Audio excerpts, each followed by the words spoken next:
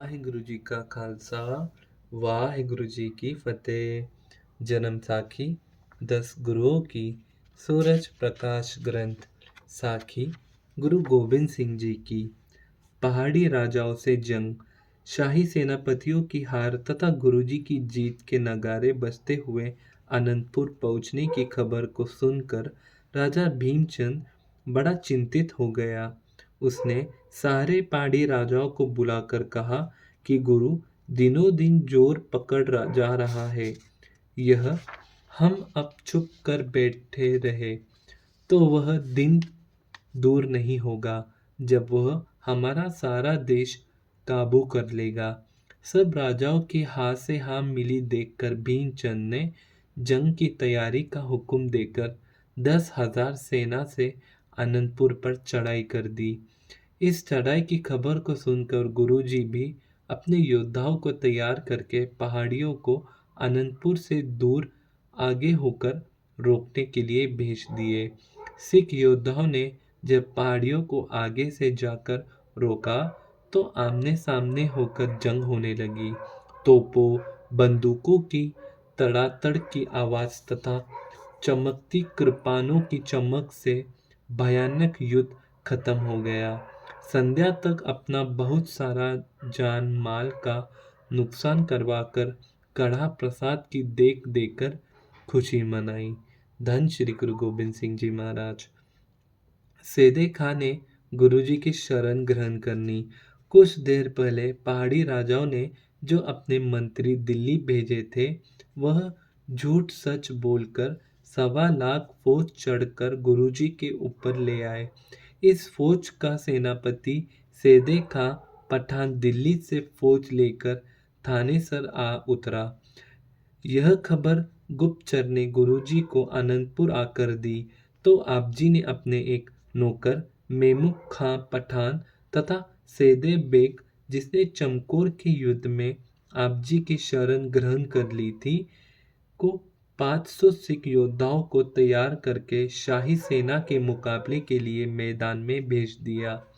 गुरुजी आप भी शस्त्रधारी होकर एक ऊंचे टीले के ऊपर बैठ गए। दोनों तरफ से बंदूकों व तलवारों के वारों से योद्धा घायल होकर खूनाखून धरती के ऊपर गिरने लगे।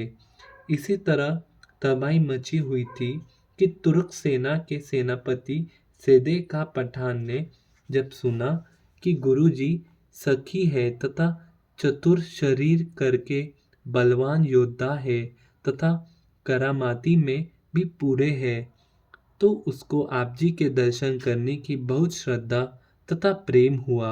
इसने अपने मन में कहा कि आप अंतर्यामी तथा पीरों के पीर हो। यदि मेरे दिल के दर्शन अभिलाषा को जुटकाकर घोड़ा सवार होकर मेरे सामने आ जाए तो मेरी आशा पूरी हो जाएगी। सोदे खां की श्रद्धापूर्वक प्रार्थना को सुनकर गुरुजी घोड़सवार होकर सेदे खां के सामने आ गए तथा कहा, खान जी सावधान होकर अपने शस्त्र संभाल कर अपना वार करो तथा हमारा सहारो। इस बोल के सुनते ही सारी फौज के सामने सेदे खान ने हाथ जोड़कर कहा, हे पीरों के पीर, मैं आप जी की बराबरी नहीं कर सकता।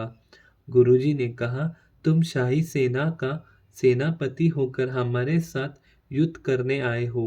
अब तुझे पीछे नहीं हटना चाहिए, युद्ध करो।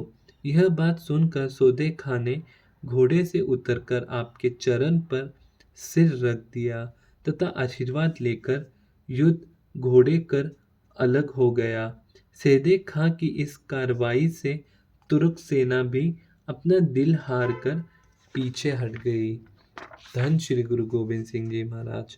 रमजान खां की मौत तथा आनंदपुर की लूट। जब दूसरे दिन सेनापति रमजान खां भी गुस्सा खाकर गुरुजी के सामने होकर लड़ता हुआ मारा गया तो फिर पहाड़ियों ने तुर्क सेना को ललकार कर बड़े जोर का सिंगों के ऊपर इकट्ठा होकर हल्ला बोल दिया। इस जोरदार हल्ले से सिंगों को हाथ पैरों की पड़ गई तथा तुर्क सेना अनंतपुर से सरहद की ओर गई तथा पहाड़ियों भी पीछे हट गए। बाद में सिंहों ने इकट्ठा होकर दूसरे दिन तुर्क सेना को रास्ते में जा घेरा तथा वीरियों के जाने वाला का बहुत नुकसान करके अपना लूटा हुआ सारा माल वापस ले आए।